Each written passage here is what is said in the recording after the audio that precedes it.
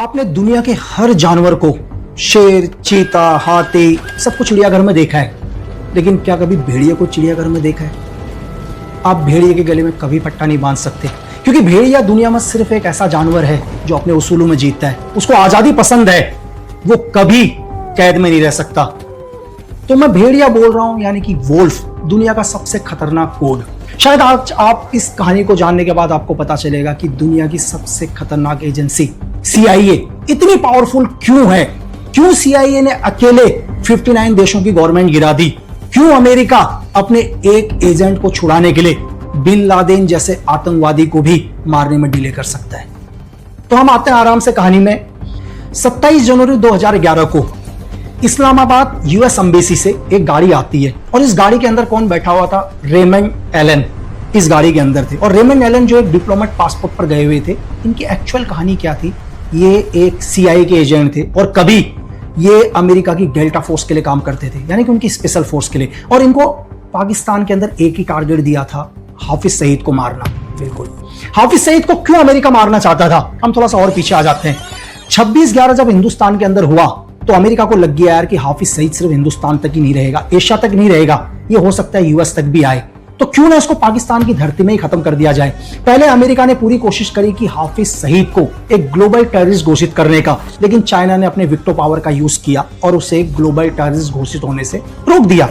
लेकिन अमेरिका ने फिर भी चाहा कि हम इसे पाकिस्तान की धरती में ही खत्म कर देंगे। तो बिल्कुल आज 27 जनवरी 2011 को रेमंड एलन हाफिज सईद को मारने के लिए निकला। लेकिन रेमंड एलन को यह नहीं पता था कि वो पाकिस्तान की धरती में है, जहां हर चप्पे चप्पे पर ISI एक्टिव है। लेकिन ISI को कहीं ना कहीं से खबर मिल गई यार कि भाई रेमंड एलन US एम्बेसी से निकल चुका है, और ISI ने अपने क्या कर दिए, 2 शूटर रेमंड एलन के पीछे लगा दिए। और जैसे भीड़भाड़ वाले एरिया में ये दोनों शूटर रेमंड एलन की गाड़ी के पास पहुंचते हैं कि रेमंड एलन को शक हो जाता है। मैंने आपको बोला क्यों? क्योंकि वो पहले से ही क्या था, डेल्टा फोर्स के लिए काम करता था, वहां की स्पेशल फोर्स के लिए। ये शूटर इसको गोली मारते, लेकिन रेमंड एलन क्या करता है, इससे पहले इन दोनों शूटरों को गोली मार देता है। और जैसे उन्हें गोली मारता है, भीड़ देखती है यार एक अंग्रेज आदमी ने 2 पाकिस्तानियों को मार दिया। उन्हें समझ में नहीं आया क्या हुआ, और भीड़ धीरे धीरे रेमंड एलन की ओर बढ़ रही थी। और रेमंड एलन को पता था कि यार मेरे पास गोलियां खत्म हो जाएंगी, मैं इतने लोगों को नहीं मार पाऊंगा। वो तभी क्या करता है, मदद के लिए US एम्बेसी कॉल करता है, और US एम्बेसी से मदद के लिए पहुंचते हैं। लेकिन अचानक उस SUV गाड़ी से जो US एम्बेसी से रेमंड एलन की मदद करने के लिए आ रहे थे, उस गाड़ी से एक और आदमी टकरा जाता है, उसकी मौके पर ही मौत हो जाती है।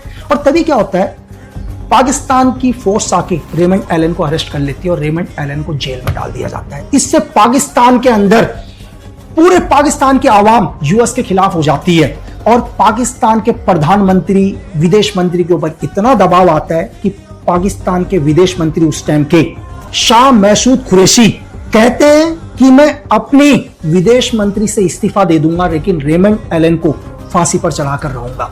और वहां के प्रधानमंत्री यूसुफ रजा गिलानी कहते हैं कि हम किसी भी कीमत पर पाकिस्तान की जनता के साथ हैं, और रेमंड एलन को सजाए मौत होगी। लेकिन अमेरिका ने बहुत दबाव डालने की कोशिश करी पाकिस्तान के ऊपर, लेकिन पाकिस्तान के प्रधानमंत्री मजबूर थे। वो ऐसी दुविधा में फंस गए, या तो पाकिस्तान की जनता के साथ हो या अमेरिका के साथ हो। लेकिन पाकिस्तान के प्रधानमंत्री को पता था कि यार अगर पाकिस्तान के आवाम के साथ रहेंगे तो कम से कम जिंदा तो रहेंगे, चाहे कुर्सी रहे या ना रहे।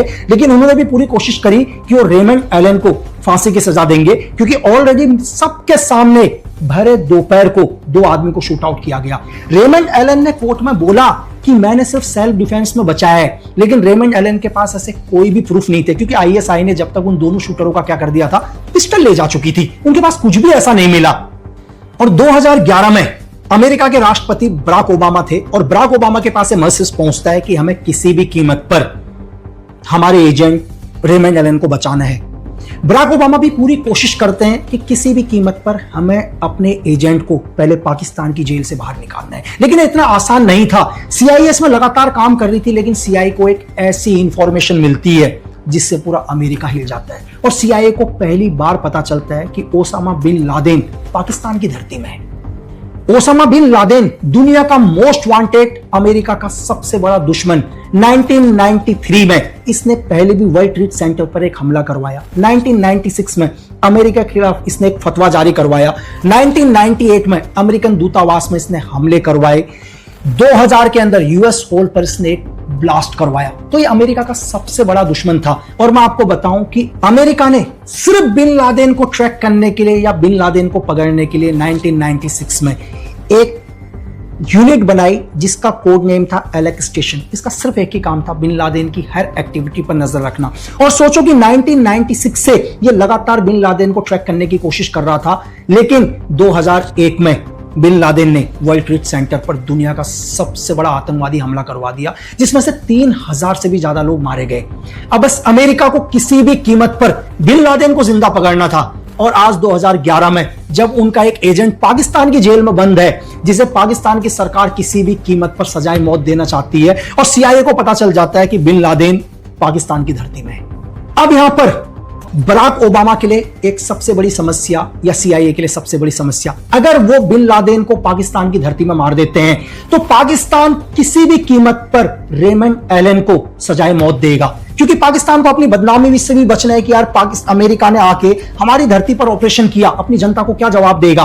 तो वो खुद को बचाने के लिए, अपने प्रेशर को कम करने के लिए, अमेरिका जानती थी कि रेमंड एलन को सजाए मौत मिलेगी। लेकिन अब किसी भी कीमत पर दो चीजें अमेरिका के पास, कि किसी भी कीमत पर यह बात पाकिस्तान के आईएसआई को नहीं पता होना चाहिए कि उन्हें पता चल चुका है कि बिन लादेन क्या है, पाकिस्तान की धरती में है। अब बिना पाकिस्तान को बताए और जितनी जल्दी हो सके रेमंड एलन को किसी भी कीमत पर पाकिस्तान की जेल से बाहर निकालना।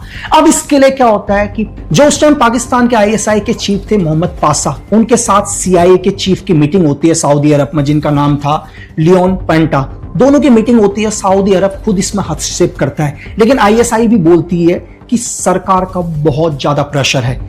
तो लेकिन इसमें एक ही चीज है कि अगर हम पाकिस्तान के अंदर एक नया लॉ, मतलब आपको बताऊं कि अरब के अंदर कई देशों के अंदर से ईरान है, पाकिस्तान है, सऊदी अरब है, यहां पर एक ब्लड मनी यानी कि सरिया लॉ भी लगता है। इस लॉ के हिसाब से अगर किसी भी व्यक्ति का कत्ल हुआ है, मारा गया है, अगर उसके घर वाले चाहें तो उस व्यक्ति को सजाए मौत से बचा सकते हैं। अगर वो चाहे माफ करना तो सरकार को भी माफ करना पड़ेगा। इसको ब्लड मनी लॉ के हिसाब से बोला जाता है।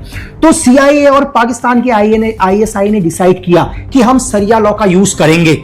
और इसमें जब सीआईए ने पता किया तो इसमें 48 गवाह थे, मतलब तीनों के परिवार को, क्योंकि जो तीसरा एक्सीडेंट से मारा गया था उसको भी क्या किया गया था, इसी केस के साथ जोड़ा गया कि उस आदमी का भी जो हत्या हुई, एक एक्सीडेंटल केस नहीं है, इसको हत्या ही माना, उसको भी रेमंड एलन के केस के साथ जुड़ा गया। लेकिन पाकिस्तान की आईएसआई के ऊपर बहुत प्रेशर और सीआईए की हर एक्टिविटीज पर नजर रख रहा था, क्योंकि यहां पर एफएसबी भी एक्टिव हो गया था। एफएसबी यानी कि अमेरिका का दूसरा सबसे बड़ा दुश्मन रशिया, और रशिया भी किसी भी कीमत पर चाहता था कि रेमंड एलन को सजाए मौत हो ताकि अमेरिका को नीचा दिखाया जा सके।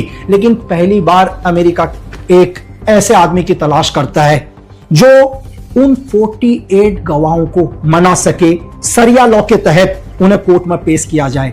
तभी एक कोड नेम आता है वुल्फ। दुनिया में किसी को नहीं पता है कौन है, मैंने आपको बताया स्टार्टिंग में, भेड़िया। ये स्वतंत्र रहना पसंद करता है, आप इसके गले में कभी भी पट्टा नहीं बांध सकते, ये किसी के अंडर में काम नहीं करता। बहुत सारे सीक्रेट सर्विस के लोग कहते हैं कि ये आरएनडब्ल्यू का एक फील्ड एजेंट था, कोई बोलते नहीं ये इंडिपेंडेंट आरएनडब्ल्यू के लिए काम करता था। ये आज भी दुनिया में किसी को नहीं पता कि कोड वुल्फ कौन था, लेकिन सीआईए कोड वुल्फ को एक काम देती है और उसका सिर्फ एक ही काम था, इन 48 गवाहों को मनाना किसी भी कीमत पर, और ये कोर्ट पर आए और कोर्ट पर आके रेमंड एलन को माफ करें। और कोर्ट वुल्फ उन हर 48 लोगों के ऊपर नजर रखना शुरू करता है। यहां क्योंकि सीआईए बैकफुट पर थी, जैसे मैंने आपको बताया कि एफएसबी की नजर सीआईए के ऊपर थी, उसकी हर मूवमेंट के ऊपर नजर थी। और पाकिस्तान सरकार के ऊपर तो पहले ही प्रेशर था यार, पाकिस्तान की सरकार तो उस रेमंड एलन को छोड़ ही नहीं सकती थी। और कोर्ट वुल्फ ने लगातार हर लोगों से मिला। मैं आपको यह बताऊं कि आज भी 48 में से 27 लोग कभी नहीं मिले कि दुनिया में वो कहां गायब हो गए। कुछ लोग कहते हैं कि कोर्ट वुल्फ ने उन लोगों को मार दिया, उनकी डेड बॉडी कभी नहीं मिली, और बाकी के जो लोग थे वो कोर्ट पर आए और गवाही देकर गए और रेमंड एलन को माफ कर दिया। और कुछ लोग कहते हैं कि इसके पीछे अमेरिका ने $24 लाख दिए थे, जो तीनों के परिवार को दिया गया। कोड वुल्फ को कितना पैसा दिया आज तक ये दुनिया में कोई नहीं जानता। तो 27 दिन जेल में रहने के बाद रेमंड एलन 2 मई 2011 को पाकिस्तान की जेल से रिहा हुआ और सीधे अमेरिका पहुंचा। और इसके 47 दिन के बाद अमेरिका की सील 6 ने पाकिस्तान की धरती में ऑपरेशन किया और 2 मई 2011 को ओसामा बिन लादेन को उसके परिवार के साथ पाकिस्तान की धरती में ही खत्म किया और आतंक का एक बड़ा नाम खत्म किया। चाहे आप इसको CIA का कोड वोल्फ बोलें या बिन लादेन को मारने के लिए ऑपरेशन नेपच्यून बोलें, दोनों ही CIA के ऑपरेशन थे और ये ऑपरेशन प्रूफ करते हैं कि अमेरिका